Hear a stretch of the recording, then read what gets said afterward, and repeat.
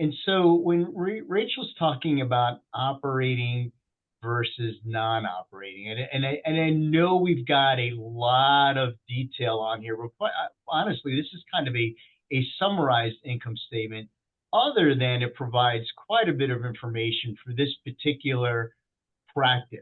And what we're looking at for this practice is 9 months worth of data from January of 2023 through September of 2023.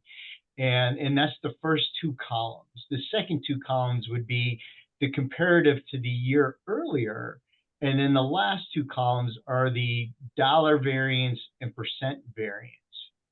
And I want to touch real quickly on what Rachel discussed on the operating versus non-operating. So in any business, as we briefly touched on in our introductory meeting, there's normal operations and then there's non-operating activities. The normal operations are the things that you normally think of when you have a dental practice. I provide a service and there's service income. I pay my people and there's normal salary expense. I pay rent and there's rent expense. I pay supplies and there's supply expense. But then there's also non-operating. And when we prepare an income statement, we show the non-operating towards the very bottom. This is at this $436,000. This would be the normal business operating activity generates an operating income, in this particular case, of $436,000.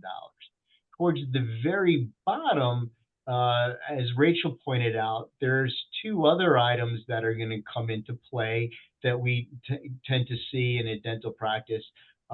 There's depreciation, and that's an accounting term that we can discuss in a little bit more detail. Generally considered a non-operating activity.